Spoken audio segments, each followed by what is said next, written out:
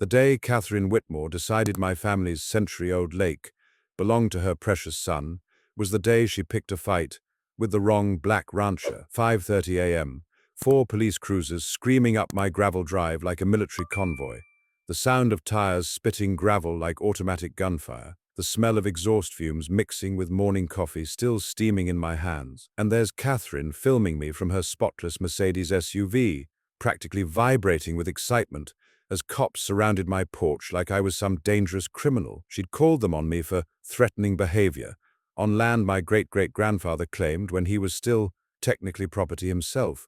Her influencer son had been charging strangers $250 to fish my private lake, the same water where 5 generations of my family's ashes rest. Then this suburban princess whipped out forged documents claiming I was illegally blocking historic community access.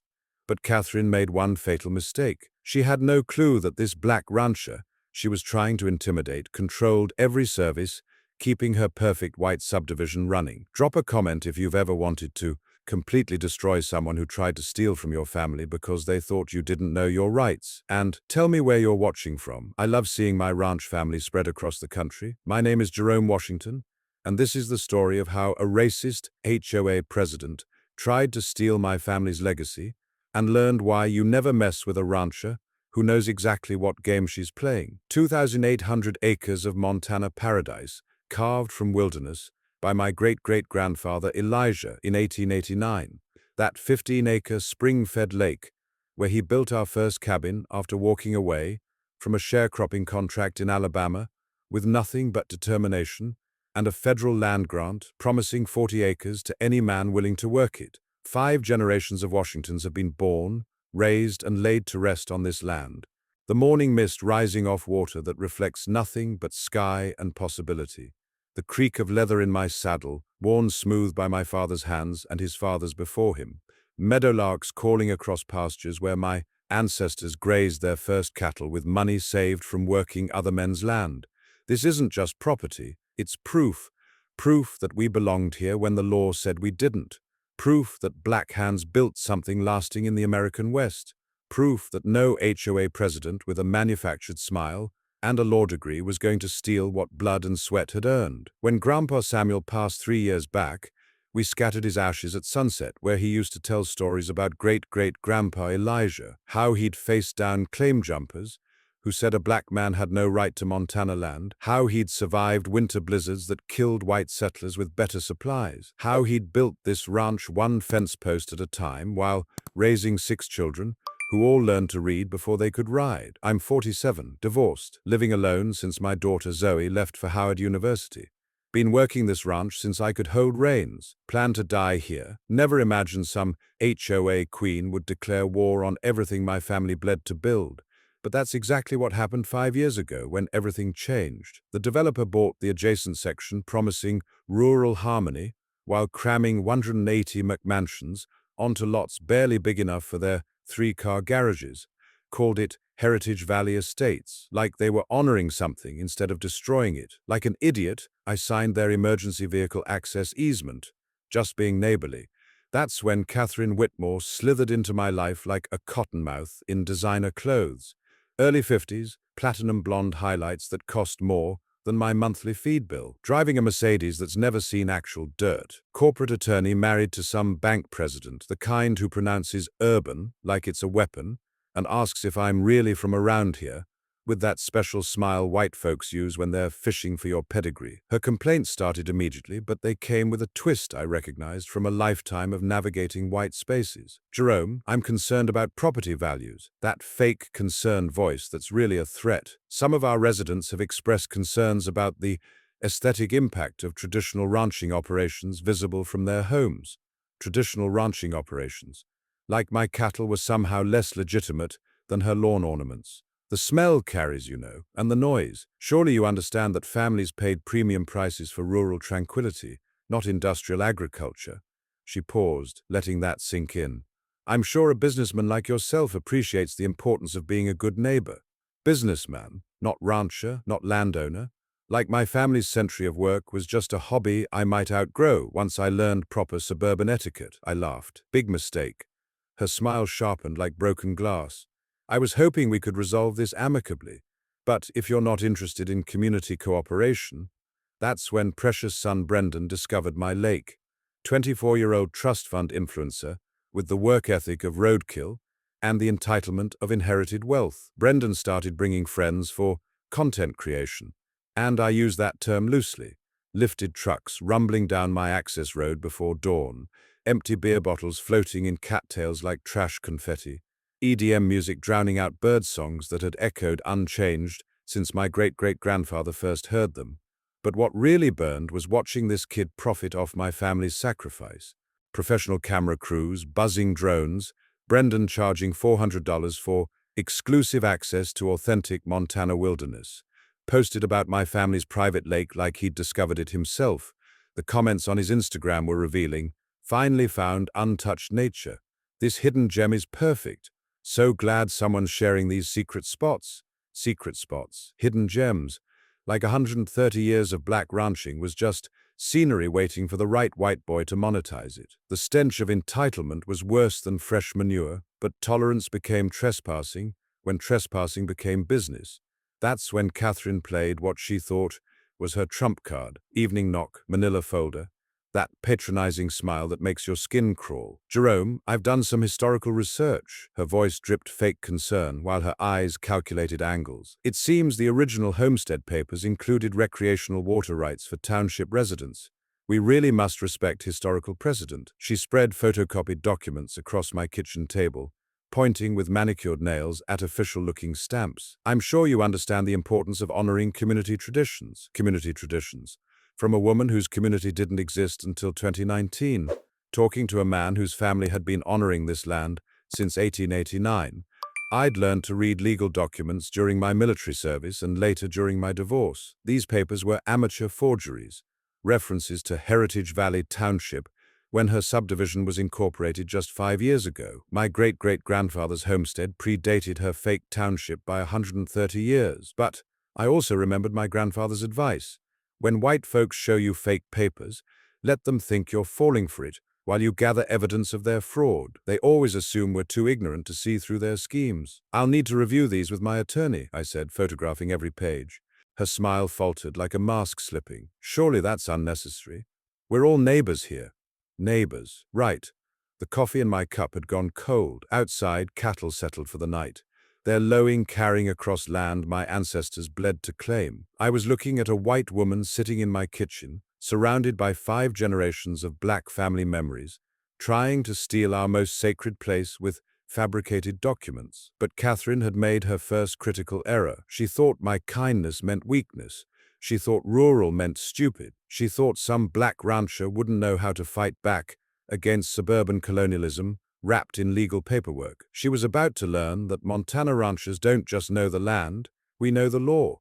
And when someone tries to steal your heritage with racist assumptions and forged papers, you don't just defend yourself, you destroy them completely. Catherine didn't waste time turning her fake documents into weapons of bureaucratic warfare. 2 weeks later, County Inspector Rodriguez knocked on my door, looking uncomfortable as hell. "Sorry, Jerome, got a formal complaint about illegal water access restrictions. Lady called headquarters 5 times demanding immediate action. Said you were being deliberately obstinate about community rights." Deliberately obstinate. Code words I'd heard before in corporate boardrooms and military briefings. What white folks call black people, who don't immediately surrender to their demands. We walked the property together, Rodriguez shaking his head. "This is bullshit, Jerome. Your documentation's perfect. Boundaries are crystal clear. No violations anywhere." But he still had to file the official report. "She's creating a paper trail, making this look like an ongoing dispute." Smart, actually. Diabolical, but smart. The real gut punch came when Catherine organized a community safety meeting at her clubhouse. 20 neighbors showed up, mostly newcomers who'd never stepped foot on actual ranch land. Catherine stood at the front with poster-sized aerial photos, pointing like she was briefing generals for war. "This man's cattle operations are contaminating our children's watershed," she declared, voice dripping with manufactured maternal concern. His increasingly aggressive behavior toward families using traditional recreational areas suggests serious mental instability. Mental instability, another code word.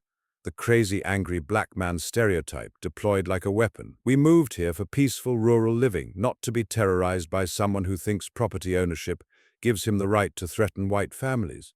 White families. She actually said it. Like my family's century of belonging meant nothing compared to their 5 years of mortgage payments. But the financial rumors cut deepest. Whispers that inheritance taxes had broken me, that the ranch was failing, that I'd sell to developers within months. In ranch country, suggesting a black man can't pay his bills isn't just character assassination. It's racial stereotyping with a financial twist. The message was clear.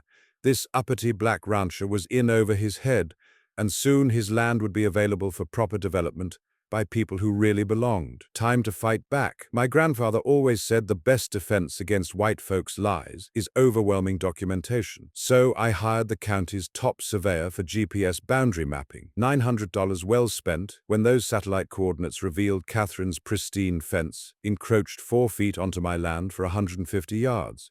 Next came the security system. 12 high-definition units with night vision and cloud backup, covering every inch of lake access. The sound of steel posts hitting Montana hardpan felt like drumbeats before battle.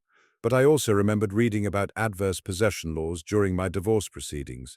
How continuous trespassing for 5 years can actually create legal property claims. Every day I let Brendan's circus continue was potentially giving away my rights. Within days, the cameras caught pure gold. Saturday morning, Brendan arrived with a full commercial film crew, lights, boom mics, catering truck. They were shooting an energy drink commercial featuring authentic Montana wilderness experience. The audio was priceless. Brendan telling the director, "Yeah, this has been our family's spot forever. My mum's family has deep roots in Montana ranching." Complete fiction. Kid was born in Seattle, moved here 5 years ago, but reviewing more footage revealed something that made my blood freeze. Brendan wasn't just lying about ownership.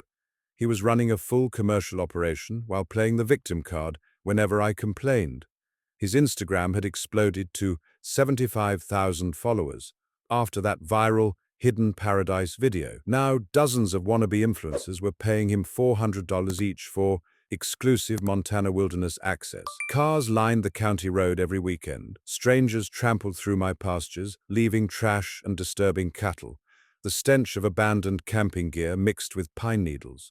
Broken bottles glittered like landmines in grass where my livestock grazed. My prize bull Elijah, named for my great-great-grandfather, stopped eating normally. Cattle stress from constant human intrusion was affecting the entire herd's health.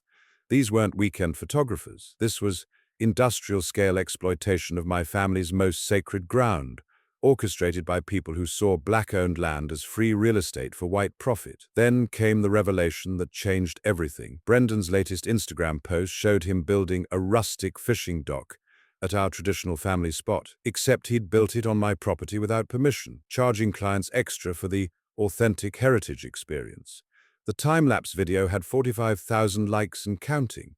Comments like, "Love supporting local families," and "This is real America." But I had every second of that construction on camera, plus audio of Brendan explaining to his crew how the old guy doesn't understand social media economics, and sometimes you have to work around difficult locals. Commercial trespassing, property damage, fraud, all documented with his own narration. That evening, sipping whiskey on my porch while cattle settled for the night, I realized Catherine had made a fundamental miscalculation. She thought some black rancher wouldn't know how to fight suburban psychological warfare. She assumed rural meant ignorant, that I'd roll over for her fake documents and coded threats. She was about to learn that black Montana ranchers don't just know land and livestock. We know law, politics, and how to turn documentation into destruction. Her son's social media empire was built on stolen foundation, and foundations crumble faster than they're built, especially when you control the demolition. Catherine's next move proved she'd learned nothing from watching her son's documented crime spree unfold on my security cameras. 4 neighbors knocked on my door Tuesday morning, the Hendersons, the Patels, the Johnsons, and some new family whose name I never caught. They looked uncomfortable as hell, shuffling their feet like kids forced to apologize for something they didn't do. "Jerome, we're filing a joint nuisance complaint," Henderson mumbled, not meeting my eyes. "The HOA says cattle operations violate our subdivision's residential harmony standards." I'd known Henderson for 3 years. Decent guy, helped me round up strays when they wandered onto the county road, but Catherine had gotten to him somehow. What exactly is the nuisance, Bob? Well, the smell and the noise. Early morning cattle sounds disturbing our property values. He paused, then added what Catherine had obviously coached him to say, and some residents are concerned about safety issues. Safety issues. There it was, the implication that this black rancher might be dangerous. Classic white suburban fear-mongering disguised as legitimate concern.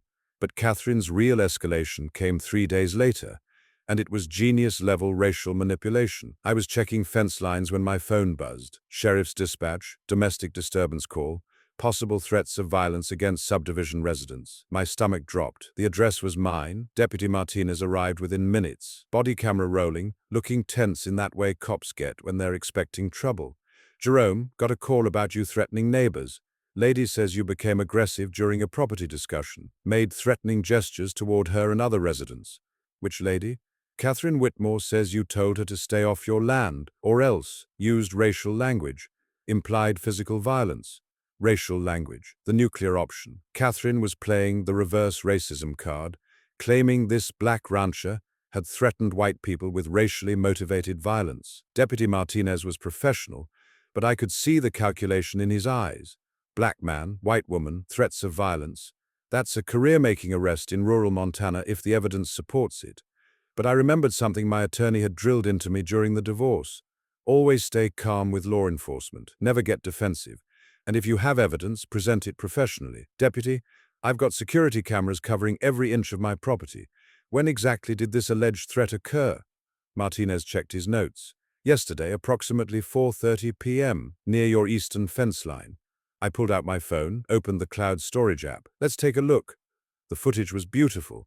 Catherine approaching my fence line, me explaining property boundaries while standing 20 feet away, speaking in normal conversational tones, her screaming at me about rural terrorism and knowing my place, me walking away without raising my voice or making any gestures remotely resembling threats. No racial language, no threats, just a white woman having a public meltdown when a black man politely refused to surrender his legal rights. Martinez watched the whole thing, shaking his head. Ma'am clearly has issues with the truth, but he had to make notes in his report. Jerome, you need to know she's filing for a restraining order.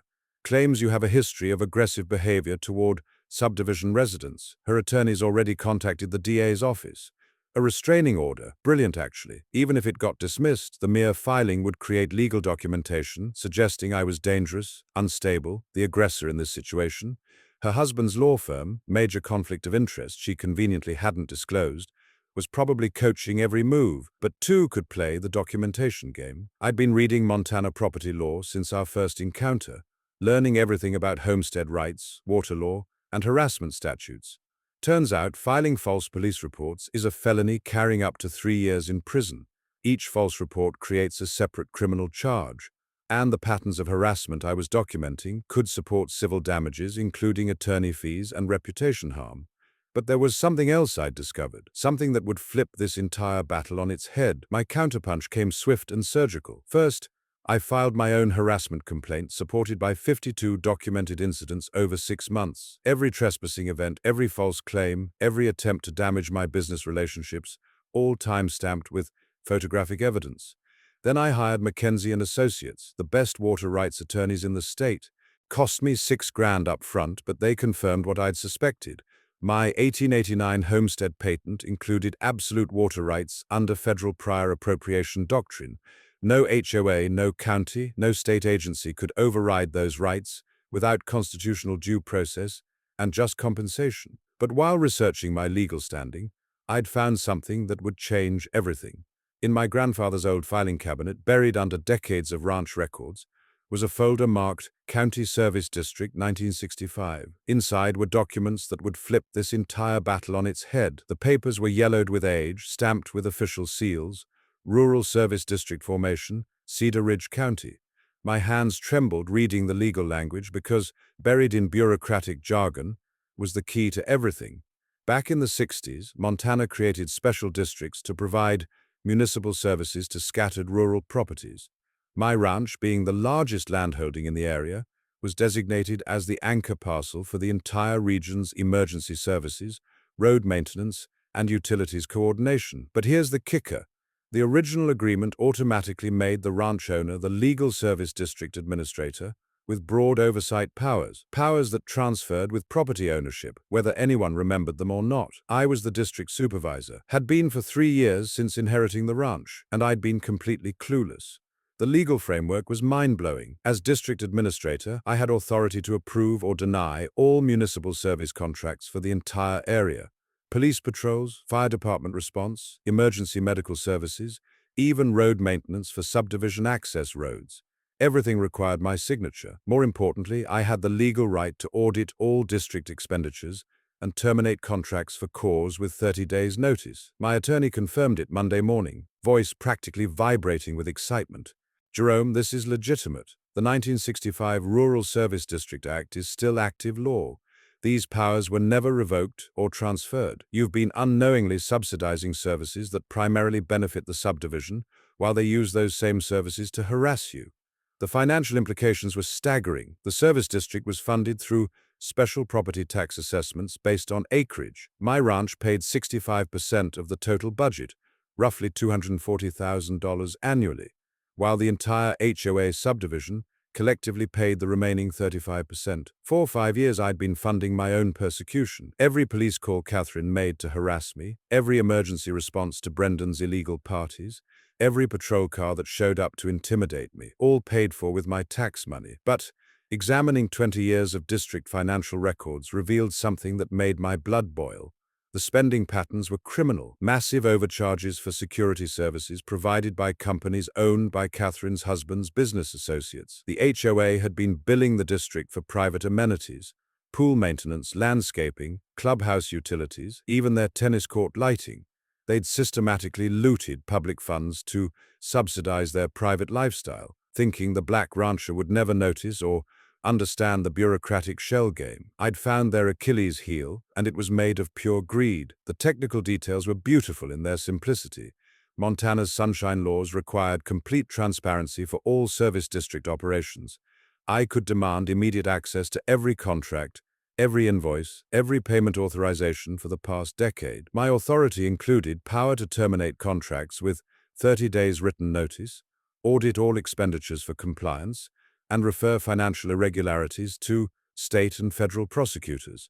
I could literally shut down their access to police, fire, and emergency services while demanding restitution for years of embezzlement.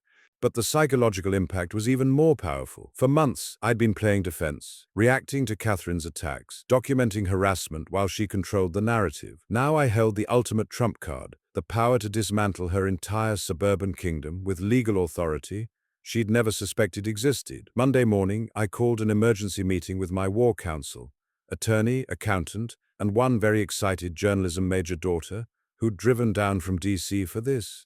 Mackenzie & Associates' conference room smelled like leather and old law books, the kind of place where fortunes get made and lost with pen strokes. Sarah Mackenzie spread the service district documents across the mahogany table like battle plans. Jerome, these powers are extraordinary.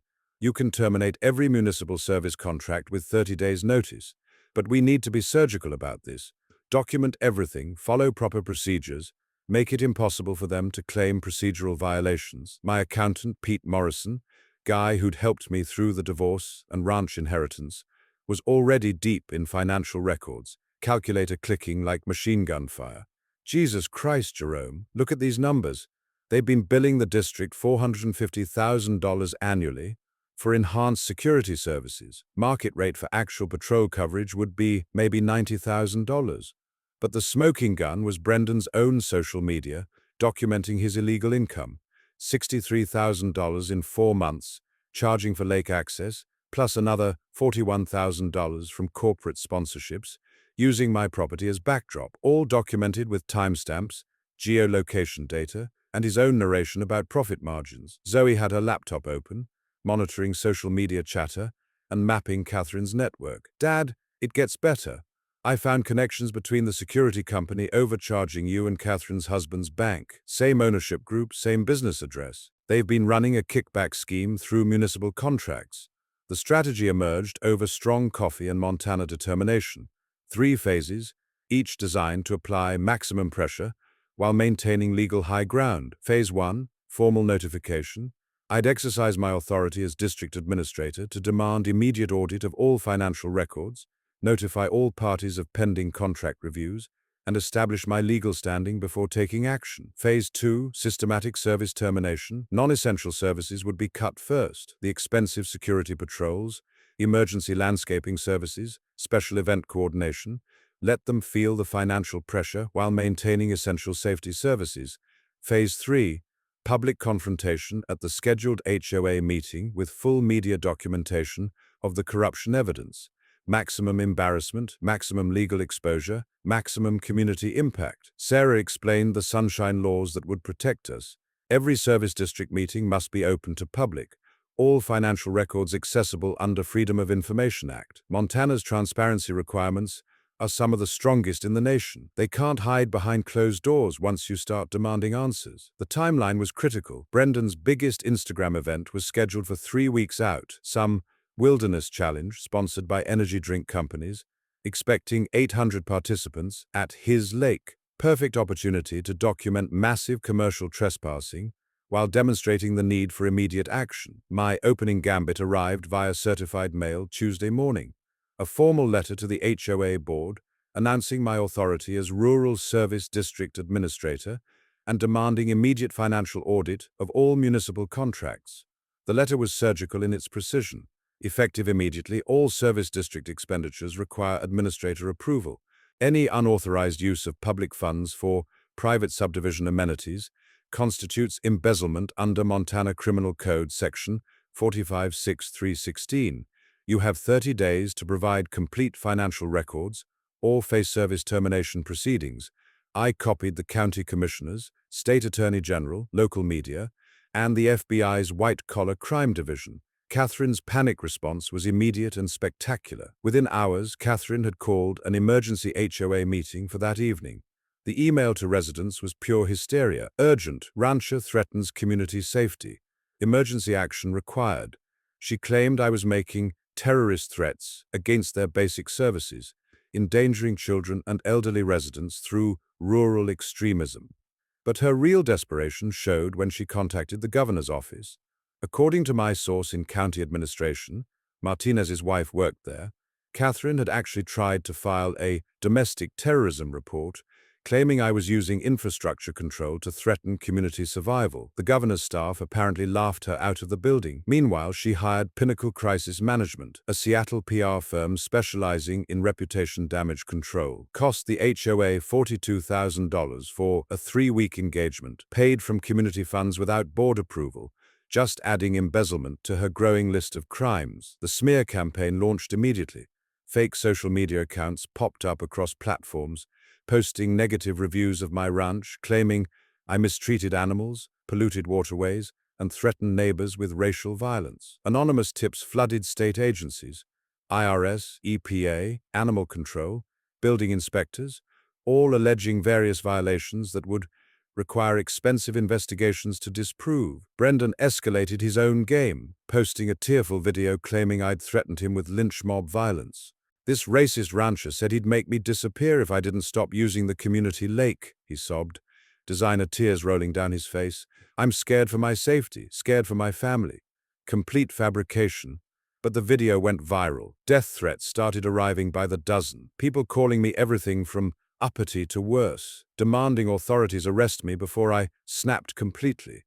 The algorithm loves controversy, and Brendan was feeding it exactly what it craved. But while they manufactured drama online, I was building my case systematically. Pete's forensic audit was revealing criminal activity spanning years. The security company, billing $450,000 annually, was owned by Catherine's brother-in-law, providing services that existed mostly on paper.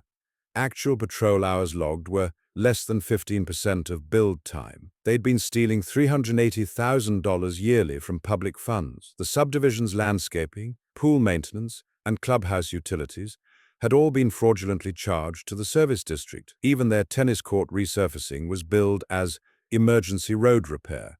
Creative accounting that would make Bernie Madoff proud. But Catherine's most desperate move was pure sabotage, designed to create emergency justification for her actions. Thursday night, someone cut my fence lines in 4 locations, allowing cattle to wander onto county roads during morning rush hour traffic. The sabotage was carefully planned, cuts made where security cameras couldn't see, timed to create maximum chaos and danger. My phone started buzzing at 5:30 a.m. with frantic calls. 50 head of cattle scattered across Highway 93, causing traffic delays and near accidents. Sheriff's deputies, highway patrol, and emergency services scrambling to contain the situation. $18,000 in emergency roundup costs, plus liability exposure for any accidents. Anonymous call to dispatch claimed I'd deliberately released dangerous animals in retaliation for community opposition to my terrorist demands. Perfect narrative to support Catherine's claims about my mental instability. But my security upgrade included motion sensors along fence lines and infrared cameras at blind spots. We caught everything.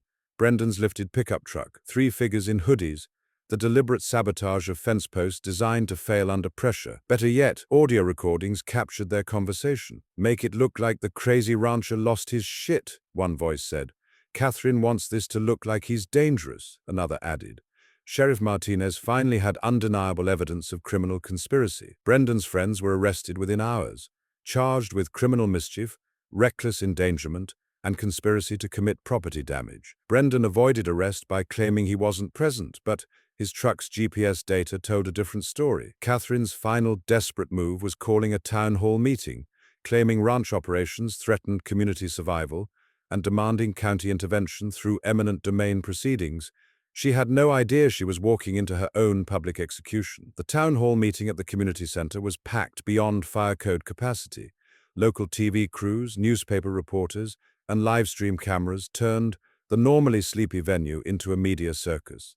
The smell of nervous sweat mixed with old coffee and leather-bound law books created an atmosphere thick with anticipation. I sat at the front table with Sarah Mackenzie, our evidence organized in color-coded binders, thick enough to stop bullets. Across the aisle, Catherine huddled with her expensive legal team, 4 attorneys from Billings who'd driven down for what they thought would be routine damage control. The gallery was split like a church wedding gone wrong.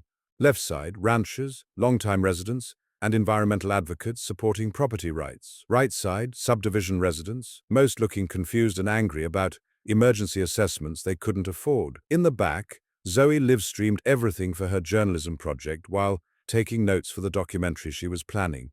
County Commissioner Janet Torres called the hearing to order, her voice cutting through the murmur. We're here to address allegations regarding Rural Service District financial management and administrative authority. Mr. Washington, as the complainant, you have the floor. I stood slowly, feeling the weight of 5 generations watching from beyond. Commissioners, what I'm about to present represents the largest municipal fraud case in Cedar Ridge County history. The first exhibit was my service district documentation, yellowed papers from 1965, establishing my legal authority as administrator. For 3 years, I unknowingly held budget oversight powers for every municipal service in this region, powers that Mrs. Whitmore exploited to steal nearly $2.5 million in public funds. Catherine's lead attorney tried to interrupt. Objection, Your Honor. This isn't a trial, Counselor, Torres snapped. Mr. Washington has the floor. I opened the financial analysis. Numbers that told the story better than words. My ranch pays 65% of this district's budget, roughly $240,000 annually. Those funds were systematically diverted to subsidize private subdivision amenities through fraudulent contracts. The exhibits mounted like evidence at a war crimes tribunal. Security contracts billing $450,000 for services worth $90,000. Landscaping charges for private HOA property billed as emergency road maintenance, pool chemicals and tennis court lighting charged as public safety infrastructure. But the real bombshell was Brendan's social media evidence. Mrs. Whitmore's son documented his own crimes, earning over $260,000 selling access to my private property while evading federal taxes. Every Instagram post, every commercial transaction, every sponsored event was theft of my family's heritage. The audio recordings played through the chamber sound system with crystal clarity. Brendan bragging about profit margins to his film crew. Catherine coaching false statements for police reports. The fence-cutting conspiracy captured on infrared video, with their own voices providing narration. But then came the moment that changed everything. Your Honor, I said, my voice carrying across the silent room, they didn't just steal my land. They weaponized racism to try and steal my family's legacy. I played the audio of Catherine's 911 call. He used racial language, threatened white families. You know how these people get when they're angry. These people, the mask slipping completely. This woman called police on a black rancher for defending his legal property rights, then claimed I was making racial threats while her own son was calling me racial slurs on social media. I displayed Brendan's deleted posts, screenshots Zoe had captured before he could scrub them, comments about putting the uppity rancher in his place and showing him who really runs things around here. The silence in the room was deafening. For 5 years, they've tried every racist dog whistle in the book, questioning whether I belong here, suggesting I'm mentally unstable, claiming I threaten white families, all while stealing public funds and exploiting land my great-great-grandfather claimed when black people weren't even considered citizens. Commissioner Torres leaned forward, her expression granite hard. "Mrs. Whitmore, do you wish to respond to these allegations?" Catherine's attorney whispered frantically in her ear, but she pushed him away and stood. Her voice trembled like autumn leaves. "These are all misunderstandings, accounting errors, maybe some miscommunication about service boundaries. We never intended—" "Mrs. Whitmore," Torres interrupted, "we've just heard recordings of you offering bribes and making racist assumptions about Mr. Washington's character. This goes far beyond miscommunication. The community testimony was devastating. Chuck Morrison described similar harassment attempts on neighboring ranches, always targeting the few Black and Hispanic landowners. 3 elderly subdivision residents testified about pressure tactics and foreclosure threats specifically designed to clean up the community demographics. Environmental scientist Dr. Rebecca Martinez documented ecological damage from commercial lake exploitation, showing before and after photos that made people gasp. But the most powerful moment came from Margaret Henderson, the neighbor who'd been forced to sign false complaints. She stood with tears streaming down her face. "We trusted her," Margaret said, voice breaking. "Catherine said Jerome was dangerous, that our property values would collapse if we didn't act. She said black ranchers historically didn't maintain their land properly, that it was just a matter of time before he sold to developers. The racist implications hung in the air like smoke. She threatened foreclosure through her husband's bank if we didn't support her.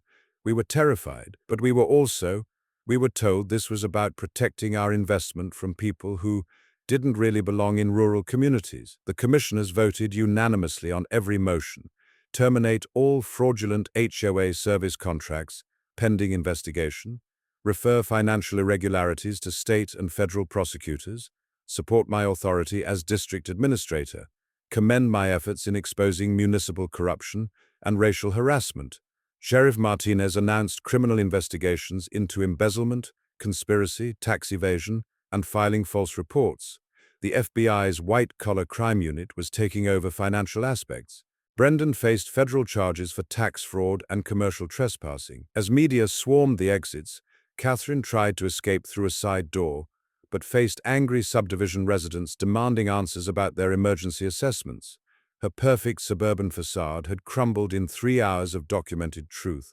The headline in Friday's paper said it all. HOA president arrested in massive fraud scheme. Racial harassment exposed in rural service district corruption. 6 months later, justice tasted like morning coffee on my porch, watching sunrise paint the lake where my family's legacy would never again be threatened by suburban colonialism wrapped in racist assumptions. Catherine got 22 months in federal prison and $650,000 in restitution. The judge specifically noted the racial harassment component in her sentencing, stating that using public institutions to intimidate minority landowners represents a particularly egregious abuse of power. Brendan received 18 months community service, 7 years probation, and a lifetime ban from monetizing social media content filmed on private property without explicit written consent. His 3 fence-cutting accomplices served 8 months county jail plus full restitution for property damage. The civil lawsuit settlement was even sweeter, $750,000 in damages, plus seizure of Brendan's truck and all camera equipment used in trespassing operations. Catherine's house sale proceeds went into escrow, and her husband's bank collapsed under federal investigation, taking their remaining assets with it. But money wasn't the real victory. The real victory was justice served with a side of historical vindication. The new HOA leadership publicly apologized at a packed community meeting, establishing the Washington Accord, formal recognition of historic ranch operations, and permanent protection against future interference. They replaced Catherine's cronies with decent people who understood that rural communities work through cooperation, not racial intimidation. Brendan's lake access was permanently banned by court order, with violations carrying automatic felony charges. Commercial activity on my property became a federal crime punishable by up to 15 years imprisonment. The ecosystem started recovering immediately. Waterfowl returned to nesting areas that had been disturbed by Instagram tourists. Invasive weeds trampled in by commercial foot traffic began dying off. The natural balance my great-great-grandfather had protected was restored. I established the Rural Heritage Protection Fund, with recovered money, providing legal assistance to landowners facing similar HOA abuse, particularly targeting cases involving racial harassment. Within 8 months, we'd helped 63 families across Montana defend their property rights against suburban colonizers who thought skin color determined land ownership legitimacy. The fund grew to over $3.2 million as donations poured in from ranchers, farmers, and rural residents nationwide who'd survived their own battles with entitled developers and racist neighbors. The scholarship program for agricultural students became my personal pride. 18 kids from Black and Hispanic ranch families received full college funding in the first year, with priority given to those studying land management, environmental science, and agricultural law. Zoe changed her graduate focus to investigative journalism, specializing in rural land rights, inspired by our fight and determined to expose suburban racism wherever she found it masquerading as community concerns. But the broader impact exceeded everything I'd hoped for. Montana's legislature passed the Rural Property Rights Protection Act, strengthening oversight of service districts and requiring transparency in municipal contracting. HOA financial abuse became a felony with mandatory minimum sentences, and using racial harassment to intimidate landowners carried enhanced penalties. The law was nicknamed Jerome's Law in honor of our case, though I would have preferred they just called it common sense. National property rights organizations used our documentation as educational material, teaching rural landowners, particularly Black and Hispanic families, to research their legal authorities and defend against harassment disguised as community standards. The story appeared in legal textbooks, agricultural journals, civil rights case studies, and documentary films about land ownership in America. Harvard Law School added our case to their curriculum on property rights and racial justice. 2 years later, we hosted the first annual Rural Heritage Celebration, drawing 8,000 visitors to celebrate agriculture, conservation, and the multiracial history of the American West. The event showcased sustainable ranching, environmental protection, and the economic benefits of respecting longtime residents instead of trying to erase them. Brendan's former Instagram followers now learned about responsible land stewardship, wildlife conservation, and the real work required to maintain Montana's beauty. The lake became an educational site where university students studied ecosystem restoration and sustainable recreation management. Local businesses that had wavered during Catherine's pressure campaign returned with apologies and renewed contracts. The feed store manager admitted he'd been pressured by threats to his bank loan, held by Catherine's husband's institution.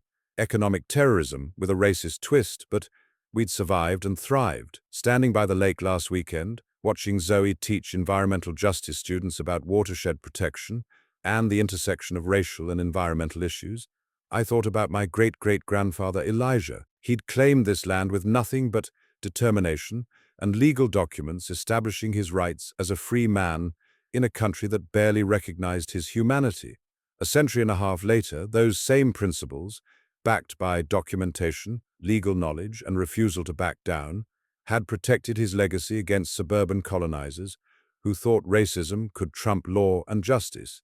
The water lapped against stones where 5 generations of my family's ashes rested, carrying memories and wisdom forward to new generations who would never have to fight the same battles. Meadowlarks called across pastures where cattle grazed peacefully, no longer stressed by Instagram tourists and commercial exploitation. Sometimes bullies pick fights they can't win, especially when they underestimate their opponent based on skin color and assumptions about rural intelligence. My grandfather always said the land teaches patience, but it also teaches justice. When someone tries to steal your heritage using racism as a weapon, you don't just fight back, you make sure they can never do it to anyone else.